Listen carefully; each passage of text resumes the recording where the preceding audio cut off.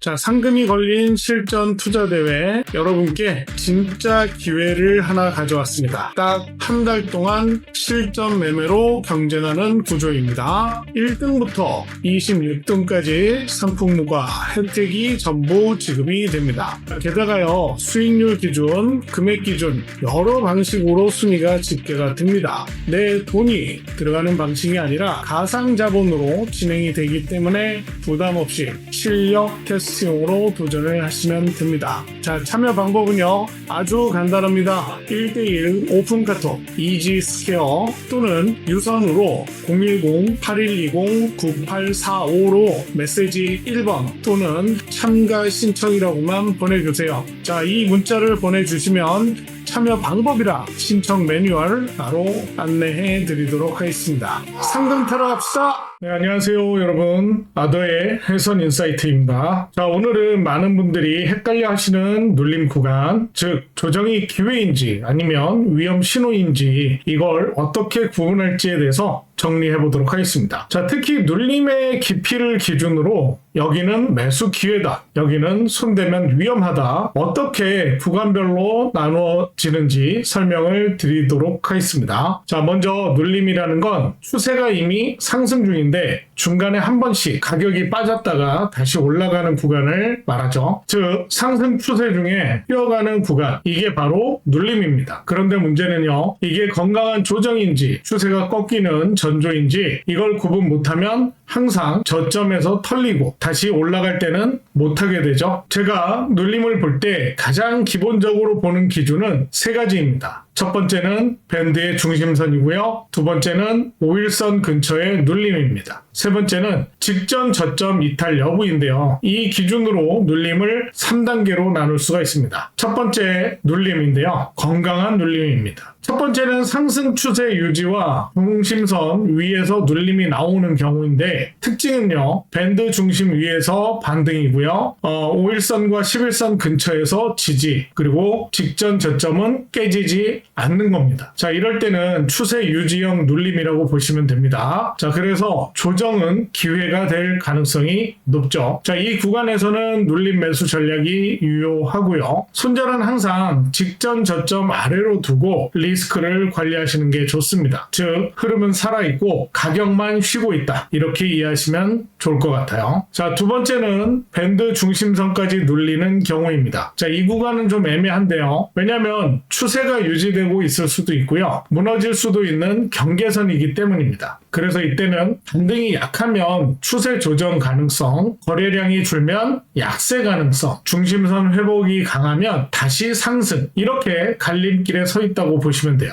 그래서 저는 이 구간에서는 풀베팅 절대 안 하고요, 분할 또는 가벼운 대응 정도만 허용을 합니다. 자, 확신이 없으면요, 그냥 관망이 훨씬 낫습니다. 자, 세 번째는 밴드 중심선을 이탈을 하고 밴드 하단까지 눌리는 경우인데요. 자, 특징은 중심선 이탈, 직전 저점 근처에 접근, 그리고 반등이 약하다라는 겁니다. 이건 더 이상 건강한 눌림이 아닐 가능성이 크죠. 자, 특히 직전 저점까지 깨버리면 이건 눌림이 아니라 추세 전환 가능성을 열어둬야 합니다. 그래서 이 단계에서 무리하게 매수로 대응을 하면 반등을 줄 때마다 팔리게 되고 결국 저점 매도하기 쉽습니다. 이 구간은 대응보다는 방어가 우선이에요. 자, 그럼 실제로 눌림이 나왔을 때 어떻게 판단을 하느냐, 이 네 가지만 기억을 하시기 바라겠습니다. 첫 번째는요, 중심선 위냐 아래냐. 자, 가장 중요합니다. 중심선 위라면 추세 유지 가능성이 높고요, 중심선 아래라면 추세 약화 신호. 이 기준 하나만으로도 리스크 관리가 훨씬 쉬워집니다. 자, 두 번째는요, 직전 저점이 깨졌는가입니다. 저점이 지켜지면 조정이고요, 저점이 깨지면 구조가 바뀔 수가 있습니다. 그래서 저점이 깨지면 추세가 꺾일 가능성을 인정을 해야 합니다. 자, 마지막으로 세 번째는요, 반등할 때 힘이 살아나는가입니다. 자, 가격만 반등을 하고 거래량이나 속도가 약하면 그건 단순 탄성 반등일 가능성이 큽니다. 자, 반대로 반등이 강하고 지속이 되면 다시 추세 복귀 가능성을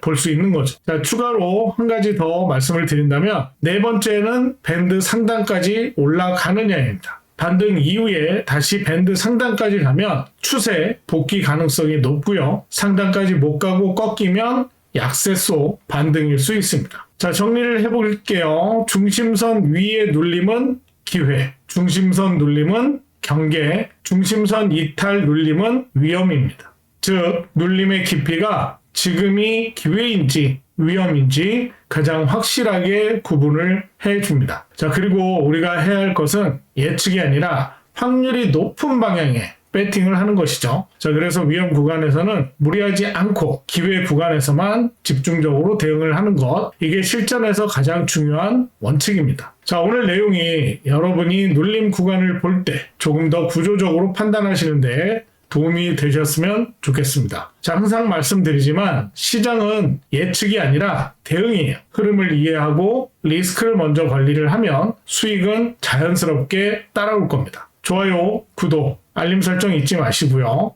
다음 영상으로 다시 찾아뵙도록 하겠습니다. 시장보다 빠르게, 흐름보다 정확하게. 여기는 아더의 해선 인사이트였습니다.